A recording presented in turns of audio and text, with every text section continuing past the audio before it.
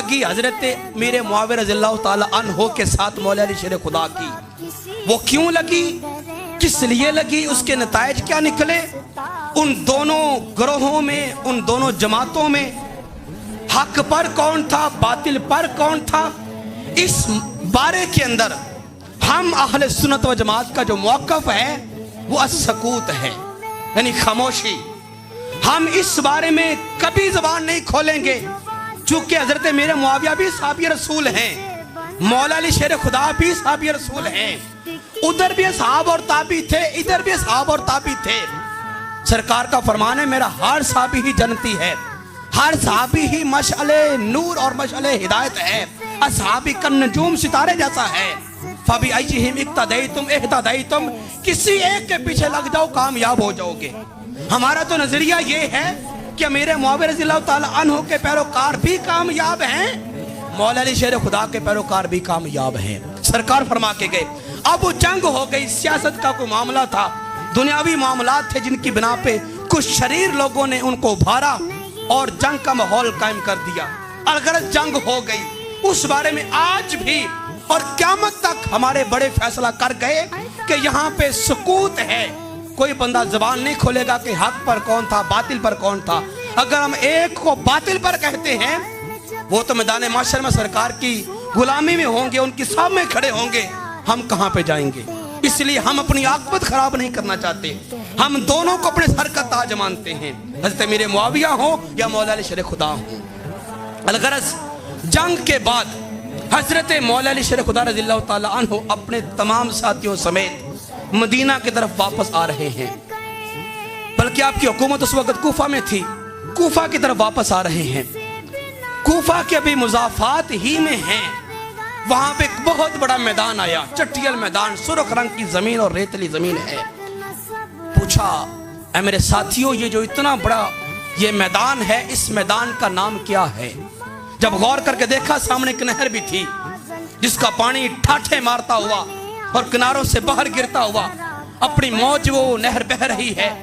इशारा करके पूछा, साथियों इस नहर का नाम भी बताओ, इस नहर को क्या कहते हैं। जो कि लोग वहां के रिहायशी थे, कूफा के लोग थे आपके साथ। तो कहा, अमीरुल मोमिनीन, ये मैदान जहां पे आज हम खड़े हैं, इस मैदान को मैदान करबला कहते हैं, और ये जो नहर नजर आ रही है, इस नहर को नहर फुरात कहते हैं। इतनी बात हुई कि छमा छम आंखों से आंसू बरस पड़े। फरमाने लगे, साथियों कजाबे उतार दो। चंद मील का फासला था कूफा शहर का।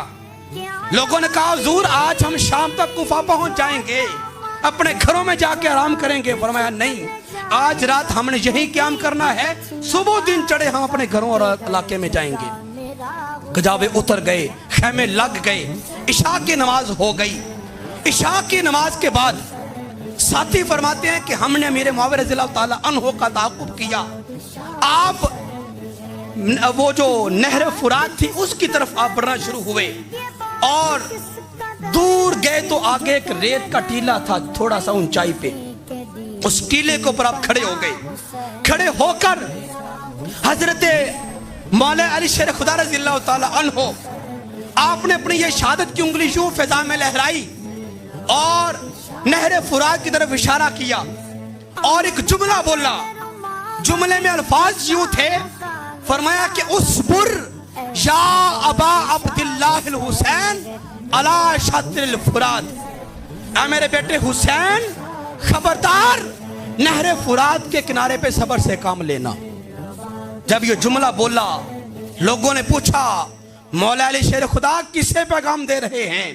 हुसैन तो अभी नन्हा बच्चा है, कोई मैदान करबला नहीं लगा, कोई हक व बातिल की लड़ाई कोई नहीं, आप ये पैगाम क्यों दे रहे हैं और किस लिए दे रहे हैं। फरमाया, साथियों तुम्हें नहीं पता, मैंने अपने वालिए कायनात से सुना था कि एक वक्त ऐसा आएगा जब मैं अली जमाने में ना होऊंगा, मेरी ज़ौजा फातिमा ना होगी, मेरा बेटा हसन ना होगा, जब मेरा बेटा हुसैन इसी मैदान करबला में, इसी फुरात के किनारे पे भूखा और प्यासा रखा जाएगा और बातिल के साथ मेरे बेटे हुसैन की टक्कर होगी।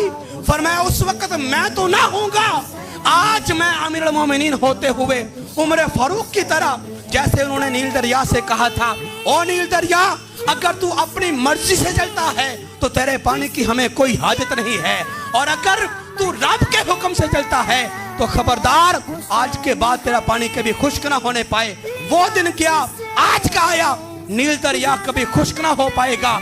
इसी तरह फरमाया, मैं उम्र के बाद खलीफा होते हुए इन हवाओं को, इन फजाओं को अपना पैगाम दे के जा रहा हूं कि मैं तो ना हूंगा जब मेरा बेटा हुसैन मैदान करबला में आएगा, और जब उसके कदम इस यहाँ पे डगमगाने लगेंगे, यजीदी भूख और प्यासा रखेंगे, तो ये हवाएं, ये फजाएं मेरा पैगाम पुकार पुकार के हुसैन के कानों तक पहुंचा दे।